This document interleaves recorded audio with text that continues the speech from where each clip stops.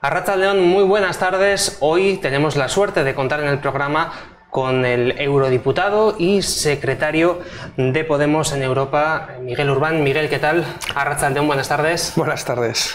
Bueno, estás en Guipúzcoa estos días porque vas a ofrecer una serie de charlas. Hoy mismo has estado en Rentería hablando de la crisis migratoria, de los refugiados. ¿Qué tal ha ido ese encuentro con todos los errenderiarras? Bueno, magníficamente. La verdad es que ayer también estábamos en Segovia, hoy aquí, y la acogida ha sido muy buena. Un tema con muchas espinas, el tema de los refugiados. Hay muchísimas cosas que comentar. En primer lugar, evidentemente, la cuestión humanitaria, porque lo cierto es que estas personas, muchas de ellas están huyendo de guerras, de países en conflicto, y se encuentran en una situación muy complicada. Bueno, realmente lo que suele complicar la vida de estas personas son nuestras políticas o de venta de armas o nuestras políticas comerciales de expropiación, fundamentalmente de sus materias primas y riquezas, y luego lo que le suelen complicar su viaje migratorio son nuestras políticas de Europa fortaleza. Pero yo creo que es muy importante, y nosotros lo intentamos hacer desde el libro, es no hablar tanto de los refugiados como intentar, a partir de los refugiados, hablar de nosotros mismos, ¿no? O sea, yo creo que lo que estamos viendo ahora mismo con la cuestión migratoria es un elemento central en Europa, que es una pregunta, que es ¿quién tiene derecho a tener derechos dentro de Europa? Entonces, en un primer momento se está respondiendo que los migrantes, los refugiados no tienen derecho a tener derechos, pero es que luego eso se va avanzando y nos llega a nosotros. Yo siempre lo digo, cuando nosotros estamos defendiendo los derechos de los migrantes y los refugiados, no estamos defendiendo sus derechos, estamos defendiendo nuestros derechos. Nos estamos defendiendo. No es una cuestión de caridad, es una cuestión de apoyo mutuo. Hablabas de tu libro, que lo tengo aquí encima de la mesa, Disparen a los refugiados, un libro, bueno, quien quiera lo puede leer, y un poco ya me has hecho el resumen, pero no sé si quieres añadir algo más para centrarnos un poco más en este libro concreto. Bueno, después de 4 años visitando fronteras, visitando campamentos de refugiados, subiéndonos con las ONGs en el Mediterráneo, viendo cómo nuestras políticas públicas con nuestro dinero están convirtiendo al Mediterráneo en una de las mayores fosas comunes del mundo, yo siempre me he hecho una pregunta: ¿por qué? Y sobre todo, ¿cómo lo permitimos? Porque nadie puede decir que no lo sabemos, ¿no? O sea, que no sabemos que están muriendo a miles en el Mediterráneo, que nuestras políticas empobrecen a los países del sur y que todo esto está generando no solo miseria, sino también muerte, ¿no? Y de hecho lo estamos viviendo en nuestras propias carnes. Hemos visto como las políticas de ajuste estructural son una máquina de destrucción de derechos en el sur de Europa, ¿no? Y mi pregunta es, ¿por qué lo permitimos? O sea, porque al final estas políticas se basan en gran parte en que al final la ciudadanía dejamos hacer, ¿no? Entonces, intento responder un poco a esa pregunta, intentamos responder a esa pregunta en un libro que pone Disparen a los refugiados. Fue una frase de la portavoz de la extrema derecha alemana, Frank Perry, que dijo: haga lo que tengan que hacer para que no lleguen a Alemania, aunque sea disparen a los refugiados, ¿no? Realmente, si nos atendiéramos a la realidad, debería haberse llamado ahoguen a los refugiados, que es lo que están haciendo nuestras políticas públicas, pero comprendíamos que en gran medida todo esto está siendo posible porque hay una gran crisis política, moral, económica y social que azota al proyecto europeo, que hace que en cierta medida todo esto se permita, ¿no? Hay una coartada para permitir todo esto, y estemos viendo ese auge de los autoritarismos, ese auge de la extrema derecha en Europa. Este libro intenta explicar o dar una serie de porqués está pasando todo esto y plantear alternativas colectivas para intentar buscar una solución que no sea elegir entre Macron y Le Pen, o entre Salvini y Merkel, sino que sea un camino alternativo, en cierta medida que sea darle la vuelta a Europa. Luego hablaremos de cuestiones más políticas que tienen que ver precisamente con todos estos casos de extrema derecha, pero antes de llegar a este punto me gustaría preguntarte por los refugiados que están llegando a Europa en los últimos meses, en los últimos años. ¿De dónde vienen? ¿Por qué escapan de sus países? ¿Y quién ha generado en esos países todos los problemas que tienen y que les hacen venir a Europa. Bueno, yo creo que es interesante sobre todo poner en contexto lo que está pasando, ¿no? Sobre todo porque solemos tener una imagen falsa de que Europa está recibiendo muchos migrantes o muchos refugiados, ¿no? Eso no es verdad.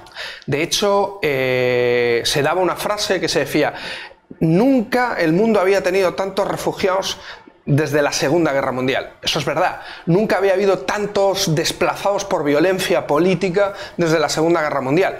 Pero esos desplazados de violencia política, en su mayoría, en su gran mayoría, no están viniendo a Europa. Los datos, por ejemplo, el último año, no más de 55.000 personas han llegado por la frontera sur a Europa. Es una cifra insignificante contando que tenemos más de 500 millones de habitantes en Europa. El Líbano, un país que tiene 4 millones de habitantes, tiene 1.300.000 refugiados. O sea que si lo ponemos Turquía, 3 millones, el Sahel, o sea, hay más de 65 millones de refugiados en el mundo y no ha llegado más de un millón y medio a Europa. O sea, el primer dato, no estamos recibiendo la mayoría de los refugiados. La mayoría de los refugiados nunca había habido tantos. Los están recibiendo los países del sur, que tienen normalmente muchas menos capacidades que nosotros para la acogida. Y hay un elemento para mí también central. La mayoría de esos refugiados tienen una serie de motivaciones muy vinculadas a nuestras políticas comerciales o a nuestra geoestrategia, ¿no? Y recomiendo un informe que hizo el Transnational Institute, que se llama Guerra de Fronteras, que explicaba muy bien cómo las mismas multinacionales europeas que venden armas con las cuales se bombardea, por ejemplo, Yemen, que eso genera una serie de flujos migratorios, de flujos de desplazamientos poblacionales de refugiados, luego son los que les venden a los países europeos los controles de seguridad fronteriza para que esos mismos refugiados que sus armas han creado no entren a Europa, ¿no? Una especie de negocio circular macabro en la cual las multinacionales europeas están muy presentes. Otra cosa sería también, por ejemplo, hablar de un concepto en cierta medida novedoso, que son los refugiados climáticos, que cada vez está avanzando más, según está avanzando más también los impactos del cambio climático. ACNUR hablaba que podíamos tener dentro de unas décadas 250 millones de refugiados climáticos.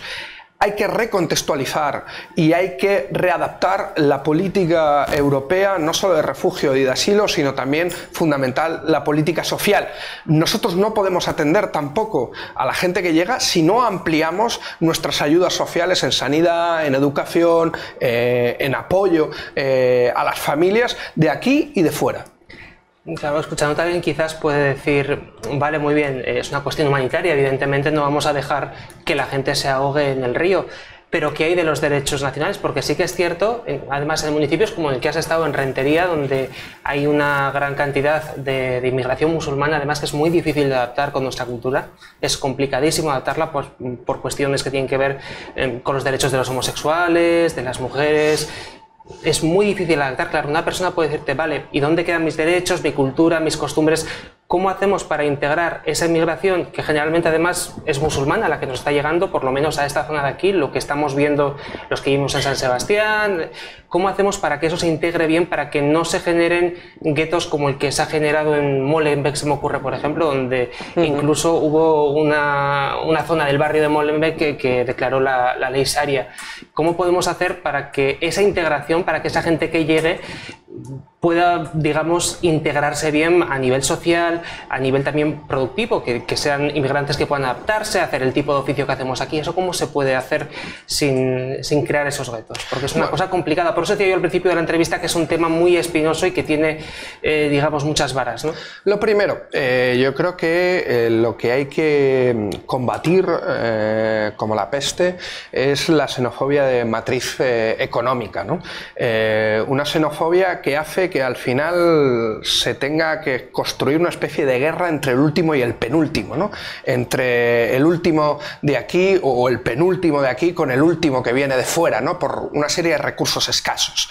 El problema normalmente para Europa no son los que vienen en pateras y los que van en yate, los que tienen su dinero en los paraísos fiscales. Esos son los que nos están expropiando el dinero a todas y a todos para que tengamos una peor sanidad pública, una peor educación pública. con una buena sanidad pública, con una buena educación pública, son baremos de adaptación, de integración para todas y para todos, ¿no? Yo creo que la escuela además es un espacio, la escuela pública es un espacio brillante, y lo hemos visto en nuestro país, de integración de la población migrante y de toda la población en general, ¿no? Entonces yo creo que lo primero es evitar la guerra entre el último y el penúltimo por recursos escasos. ¿Eso qué significa?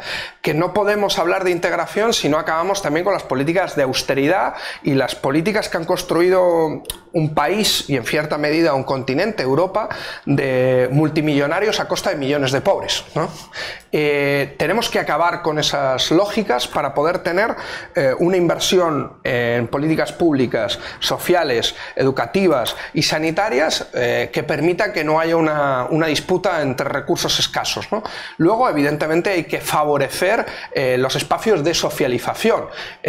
Yo siempre lo recordaba, por ejemplo, con la PA, ¿no? En la plataforma de afectados en la hipoteca. El policía, cuando te iba a desalojar, no te preguntaba si eras musulmán o cristiano, te desalojaba. Y los vecinos no te preguntaban si eras musulmán o cristiano, se ponían delante para que a su vecino no les alojaran. Y al final entraban muchas veces víctimas y salían activistas sociales de la PA. ¿Eso qué significa?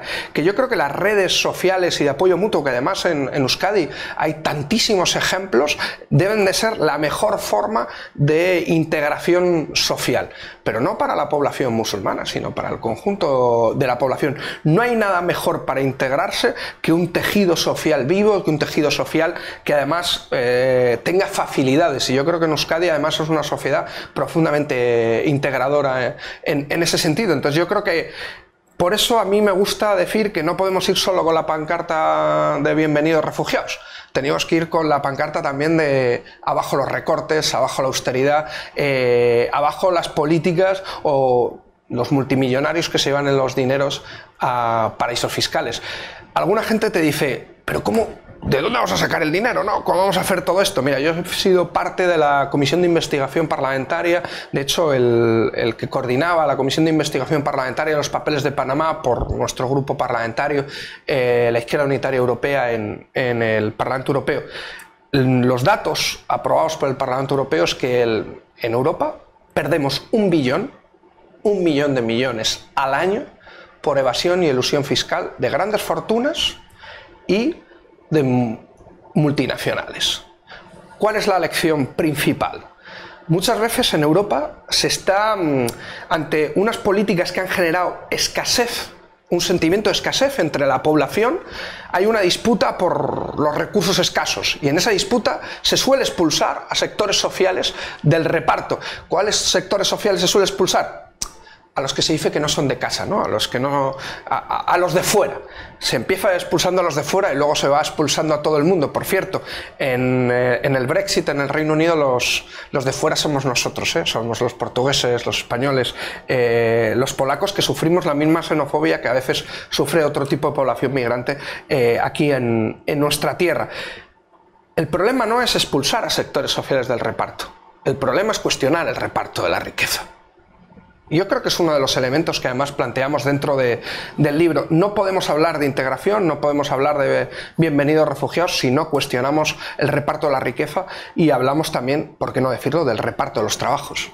Fíjate, yo es una percepción que tengo, quizás esté equivocado, pero vuelvo otra vez al tema de la inmigración. A mí es un tema que particularmente me preocupa mucho porque he visto que genera un racismo tremendo en países donde está ganando la extrema derecha.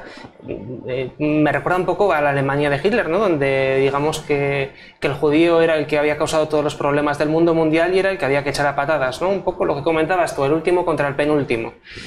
Claro, pero yo lo que veo también por otro lado aquí, y en Rentería, voy a Rentería porque es donde has estado, es que la gente tiene un rechazo, y no me gusta hablar porque parece al final que estamos hablando de racismo, pero es un hecho que en Rentería hay una comunidad musulmana importantísima, y es que no se acaba de integrar, no acepta nuestra cultura. Evidentemente estará el musulmán que ha venido, que se ha montado su empresa y que se habrá integrado maravillosamente bien, evidentemente.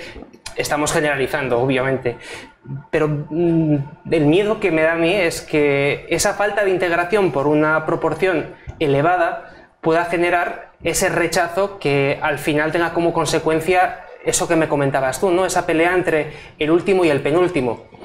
La pregunta evidentemente es larga porque es un tema complejo y muchas veces es difícil hacer este tipo de preguntas, pero la percepción que tengo yo es que esa integración al final no se ha hecho bien. Por lo menos aquí en Rentería se han generado unos vetos donde no acaban de... Te voy a dar un ejemplo, por ejemplo, cuando vemos en ciertas familias, te hablo en Rentería porque es una zona que conozco cercana, niñas que cuando se casan con un musulmán tienen que aceptar obligatoriamente su religión. Cuando vas por ciertas zonas, yo por ejemplo soy homosexual, agarrado de la mano con tu pareja, tienes que andarte con ojo y mirar 2 veces. Por eso vuelvo otra vez al tema del racismo, porque al final es lo que está generando que en ciertos países de Europa se genere esta extrema derecha que además está cogiendo incluso el argumentario de los colectivos LGTBI. Marine Le Pen, por ejemplo, en Francia puso aquel cartel famoso diciendo ellos no lo entenderían. La lista Pinfortuny yo creo que fue el ejemplo más paradigmático en ese sentido de lo que estabas planteando en Holanda, justamente, ¿no? Yo no sé cómo la integración se ha hecho bien en Europa. ¿Cómo podríamos hacer para evitar este tipo? Yo creo que, o sea, evidentemente no se han hecho bien las cosas, pero que no se ha hecho bien no solo con la integración, sino con muchos otros temas. Pero yo no creo que la disputa... Mira, había una frase cuando la campaña electoral entre Clinton y Bush, todo el mundo creía que iba a ganar Bush, ¿no? Tenía el índice de aceptación más grande de toda la historia de Estados Unidos, casi un 90%, al final ganó Clinton, ¿no? La base de su campaña electoral fue una frase que sí fue muy famosa, ¿no? Es la economía idiota, ¿no? Al final, en Europa están intentando readaptar las extremas derechas una frase que es la identidad idiota, ¿no? Nos intentan enfrentar sobre cuestiones identitarias y yo creo que es la economía justamente el problema y no la identidad. O sea, yo creo que nadie tiene que olvidarse de su identidad o renegar ni de su identidad, ni de su creencia, ni de su orientación sexual. Todo lo contrario. Yo creo que deben de convivir y justamente para mí eso es la integración, ¿no? No que tú tengas que dejarlo todo fuera para ser parte de la sociedad. O, por ejemplo, ser un empresario para... Un ejemplo que tú me ponías, ¿no? Para integrarte. O sea, yo creo que hay diferentes fórmulas de integración y por eso creo que los servicios públicos son un mecanismo, sobre todo la escuela, de integración social muy importante, ¿no?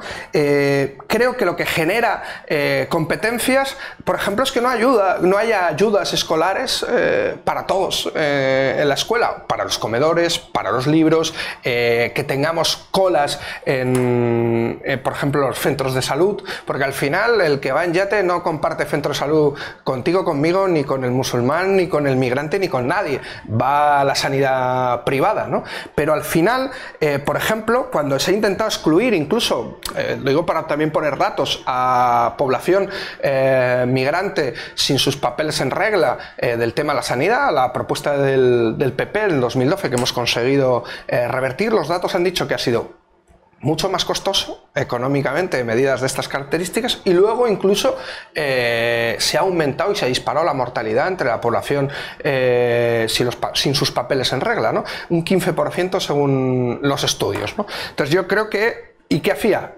Colapsaba las urgencias al final porque no podías acceder a un médico de cabecera, ¿no? Entonces se generan chivos expiatorios sobre los que incluso ceñir malestares sociales sobre ciertos colectivos. Lo mismo que tú decías justamente con la Alemania nazi y con los judíos eran chivos expiatorios, ¿no? Ahora mismo estamos viendo como la extrema derecha utiliza a la migración como un chivo expiatorio de ello. Entonces yo creo que es muy importante, yo lo he visto por ejemplo en Irún, que también hemos estado, en el Gaztetxe Irún, donde están acogiendo a personas que están siendo devueltas en caliente desde Francia.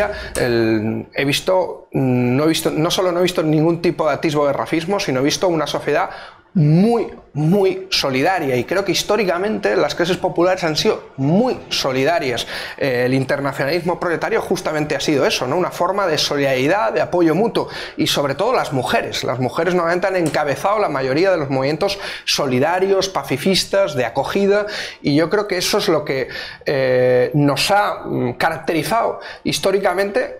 Creo que es necesario recuperar esa bandera en el conjunto de Europa, y sobre todo no hablemos tanto de identidades, hablemos de economía y sobre todo hablemos de derechos. Yo creo que es un elemento central. En Europa, tal y como decíamos, está avanzando mucho la extrema derecha. ¿Qué podría ocurrir si en un gran número de países, sobre todo ahora en el este, que es donde está teniendo mayor incidencia este tipo de partidos, llegaran a tener, digamos, poder suficiente en la Unión? Ya lo tienen.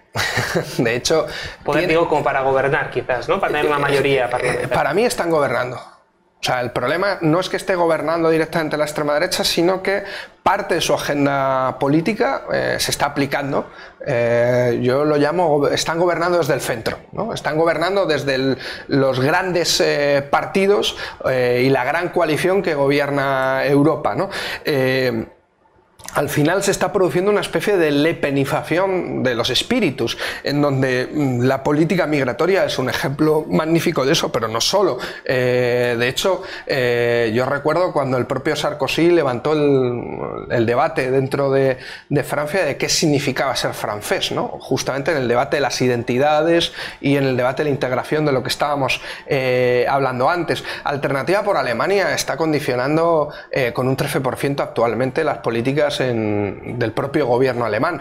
Hay que ver el caso de Orbán en Hungría, el caso de Polonia o incluso el más reciente, el de Italia, ¿no? Como una política ilegal, que es el cierre de puertos a las ONGs, lo cual va en contra del derecho internacional marítimo, no solo no ha sido condenado por las instituciones europeas, no solo no le han obligado a Italia a abrir sus puertos, sino que al final han adoptado gran parte de las políticas que proponía Salvini, por ejemplo, construyendo centros de internamiento de extranjeros con dinero de ti y de mí en Libia, un sitio donde no hay un dictador, es que ni siquiera hay un Estado.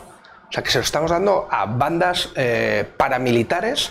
Estamos hablando de miles y miles de euros. ¿Para qué? Para que hagan de policía de fronteras nuestra. Y eso no lo está haciendo la extrema derecha, ¿eh? O sea, lo está haciendo la Comisión Europea. ¿Por qué? Porque ante la presión de la extrema derecha, en vez de combatirle, intentan como adaptarse a ver si no avanza. Y hemos visto durante estos años que eso no sirve. Todo lo contrario. Aumenta. El ejemplo de Austria. Ahora mismo está en el gobierno también en Austria, que ostenta la presidencia rotatoria de la Unión Europea. ¿Cuál fue una de sus propuestas estrellas? 0 desembarcos, ¿no? O sea, que ningún africano llegue a Europa. Eso es un gobierno de populares con la extrema derecha. Eso es lo que está pasando ahora mismo en Europa.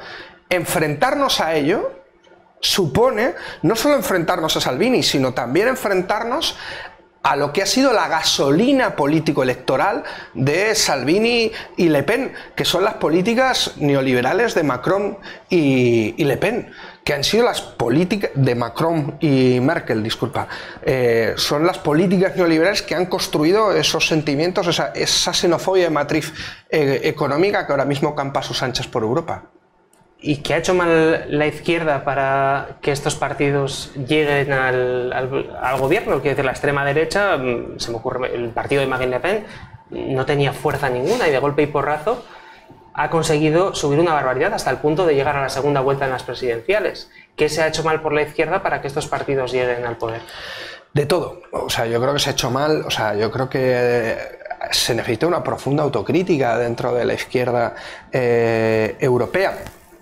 Le Pen es un caso aparte, porque es verdad que prácticamente desde el 86 lleva un ascenso. De hecho ha sido una especie de punta de lanza para la extrema derecha, y ya en el 2002 su padre consiguió también pasar a la segunda vuelta, no con tanto éxito como su hija, pero sí que consiguió pasar a la segunda vuelta, igual que el FPÖ, que ahora gobierna que gobierna con el Partido Popular en Austria, pero en el 2000 con Haider también entró en el gobierno. Lo verdaderamente preocupante es Italia, lo verdaderamente preocupante antes Hungría, Polonia, Holanda, Suecia, ¿no? Que he tenido elecciones ahora y que Demócratas de Suecia, que era un partido directamente que venía de grupos neonazis, casi ha conseguido la segunda plaza, ¿no? En un lugar histórico de acogida y donde la socialdemocracia ha tenido una gran fuerza. Yo creo que la izquierda no ha sabido canalizar un momento de protesta que está recorriendo el conjunto de Europa y que en cierta medida lo está recogiendo la extrema derecha un poco como outsiders del sistema, o sea, como fuera del sistema y que se enfrentan claramente a lo que es la gran coalición y a lo que son las políticas de austeridad. De hecho, por ejemplo, Alternativa por Alemania, yo recuerdo un editorial del País que decía que Merkel había pagado su solidaridad con los refugiados y que al haber hecho una política supuestamente de acogida había generado que la extrema derecha creciera en Alemania. Eso no es verdad. La extrema derecha sobre todo crece en Alemania del Este, donde menos refugiados hay, donde menos inmigrantes hay, pero donde más precariedad hay, donde más paro hay y donde menos ayudas sociales hay. Ahí es donde crece la extrema derecha. Por eso te decía que no es una cuestión de identidad, es una cuestión económica y social. Y ahí es donde hay que ir y hay que vincularlo, claro. Y la izquierda no ha sabido hacer eso. Hemos entrado justamente en esa guerra de identidades, yo creo que desnaturalizando medidas de carácter redistributivo, medidas de carácter ecosocial y medidas, por qué no decirlo, también de carácter anticapitalista. En cualquier caso, hablando de identidades, sin embargo, si te vas al norte, a países socialdemócratas como Finlandia, donde está gobernando la izquierda, con comunistas, con ecologistas, sí que tienen cierto sentimiento nacional que aquí, por ejemplo, la izquierda no lo tiene en el sur. Pero yo creo que a la izquierda no le falta un problema de identidad nacional, ¿no? O sea, yo no creo que tenga que ir por ahí. Yo creo que si acaso le puede faltar una idea más bien más clara anti-élite, ¿no? Anti-establishment y sobre todo más polarizante, ¿no? Con lo que sería la gran coalición. En cierta medida la izquierda perdió ciertas legitimidades ante las clases populares, no eran creíbles como un voto antisistema de protesta, ¿no? Que es el momento político en el que nos encontramos ahora en Europa. Hay que recuperar justamente eso, hay que recuperarla más, si acaso, desde un concepto patriota, en el sentido que no hay mejor patriota que el que defiende la educación o la sanidad pública o los derechos para todas y para todos, ¿no? Eso es un verdadero patriota. Pues nos vamos a quedar con esta frase porque no tenemos tiempo para más. Además, ya sé que tienes una agenda muy complicada. Miguel, te agradezco muchísimo que hayas venido aquí, que nos hayas contado pues, todo lo que tiene que ver con los refugiados, con los problemas que se han generado a raíz de toda esta crisis. Mucha suerte en tu labor porque, insisto, es un tema complicado.